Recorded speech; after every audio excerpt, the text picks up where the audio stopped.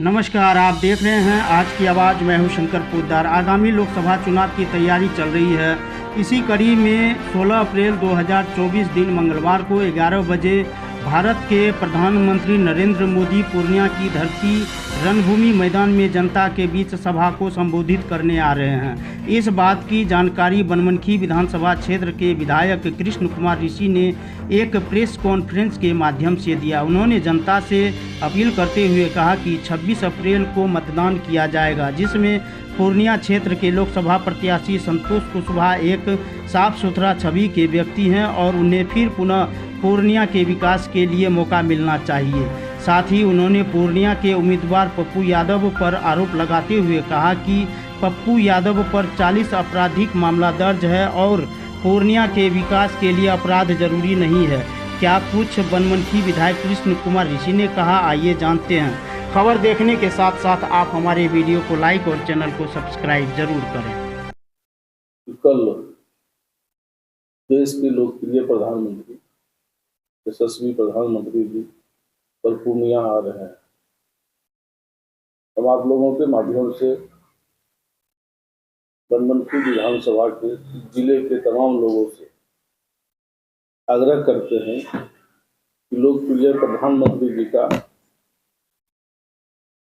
लोकप्रिय भाषण सुनने के लिए आप भारी संख्या में पूर्णिया के रणभूमि मैदान आए और प्रधानमंत्री जी के भाषण से लाभ उठाए। क्योंकि हमारे प्रधानमंत्री जी ने, नरेंद्र मोदी जी ने हर एक काम के पीछे की गारंटी है और काम होने की भी गारंटी है। इसी निमित्त लेकर के आज हर इलेक्शन का समय है, इलेक्शन के प्रचार में आ रहे हैं। हर गांव के गरीब गुरबाओं के लोगों से आवाज आ रही है कि नरेंद्र मोदी जी ही देश के ऐसे प्रधानमंत्री हैं, इसको लोग मोदी जी के नाम पर, अब किसी से पता कर लीजिए, किसी से पूछेगा किसको वोट दे रहे हैं, तो एक शब्द में लोगों ने कहेगा हम नरेंद्र मोदी जी को वोट दे रहे हैं। और जहाँ तक बिहार की सवाल है, बिहार में हम 40 सीट जीतने जा रहे हैं। पिछले 2019 में हम 39 सीट जीते थे, किसी कारणवश हम लोग एक सीट हार गए थे, लेकिन इस बार हम लोग 40 सीट, जो सीट 19 में हारे थे, आज के दिन में हम उस भी सीट जीतने जा रहे हैं। इसलिए बिहार की जनता ने नरेंद्र मोदी जी और नीतीश कुमार पर विश्वास करके 40 सीट उनके झोली में डालने के लिए मन बना लिया है। और कल मोदी जी आ रहे हैं, नीतीश कुमार जी आ रहे हैं, हमारे उप मुख्यमंत्री सम्राट चौधरी जी आ रहे हैं, उप मुख्यमंत्री विजय सिन्हा जी आ रहे हैं, सभी वरिष्ठ नेता कल पूर्णिया आ रहे हैं। सभी लोगों से आपके माध्यम से एक आह्वान कर रहे हैं कि आप कल 10 बजे भारी संख्या में हमारे प्रधानमंत्री जी के भाषण सुने और उनके भाषण से लाभ उठाए। दूसरा, पूर्णिया लोकसभा का चुनाव हो रहा है। इसमें कहीं नहीं है कि हम लोग भारी मतों से पूर्णिया लोकसभा सीट जीतेंगे। लोगों में उत्साह है मोदी जी के नाम पर, पूर्णिया सीट हम इस बार जीतेंगे। लेकिन दूसरे जो हमारे विपक्ष के उम्मीदवार हैं, मैं उसके बारे में थोड़ा जानकारी दे दूं कि ऐसे उम्मीदवार जो पूर्णिया से 3 बार सांसद रह चुके हैं, 3 बार सांसद रहते हुए भी पूर्णिया में एक भी काम ऐसा नहीं किया है जो पूर्णिया के लोगों को जहन में रहे। 3 बार सांसद रहते हुए भी पूर्णिया में एक भी काम ऐसा दिखने को नहीं मिल रहा है। लोगों ने 3-3 बार मौका दिया। इस बार पूर्णिया की जनता मौका नहीं देने जा रही है। और मौका भी क्यों दे, जो ऐसे सांसद को जिसके ऊपर, अब देख लीजिए कि जिसके ऊपर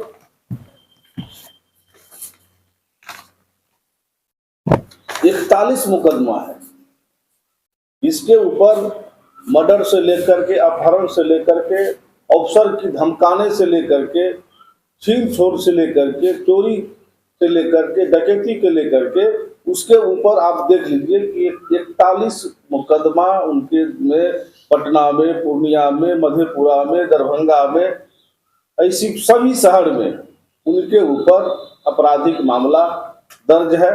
ऐसे अपराधी को पूर्णिया जनता फिर से एमपी या लोकसभा के सदस्य नहीं बनाना पसंद करेंगे।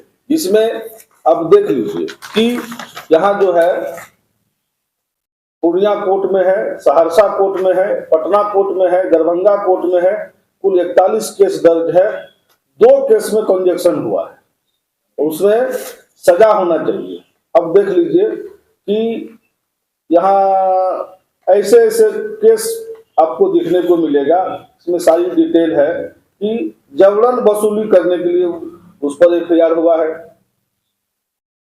और लोगों को धमकाने के लिए, धमकाने का आरोप में केस हुआ है, अपहरण का केस है।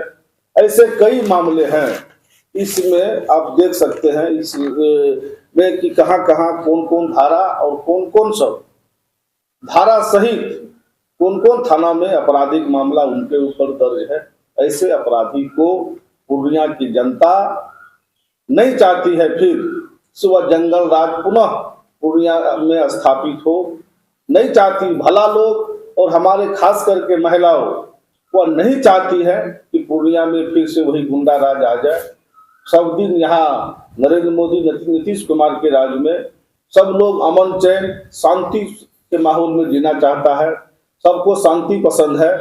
फिर नहीं चाहता है कि वह उस तरह का केजरीवाल राज हो, जंगल राज पुनः स्थापित पूर्णिया में होने देना नहीं चाहते हैं। ऐसे प्रवृत्ति के लोगों से लोग भागना पसंद करते हैं। भले लोग मुंह पर कह दे, लेकिन भीतर से ऐसे लोगों को पूर्णिया की जनता पसंद नहीं कर रही है।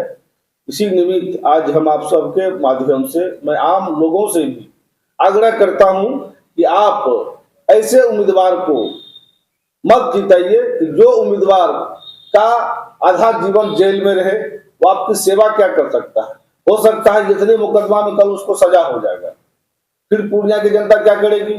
हो सकता है कि उसको अभी बहुत केस स्पिरिट ट्रायल चल रहा है, सजा हो जाएगा, जेल चल जाएगा, इतने केस है।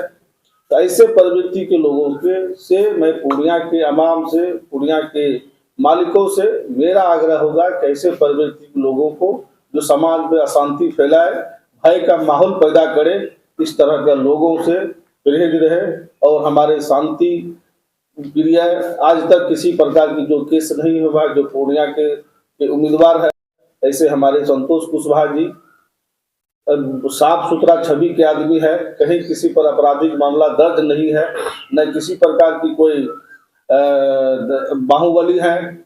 लेकिन जो उम्मीदवार है वह बाहुबली भी है, बाहुबली के साथ साथ अपराधी प्रवृत्ति के छवि के लोग भी हैं। तो ऐसे लोगों से लोग परहेज करना चाहते, लोग पसंद नहीं करते हैं ऐसे उम्मीदवार को।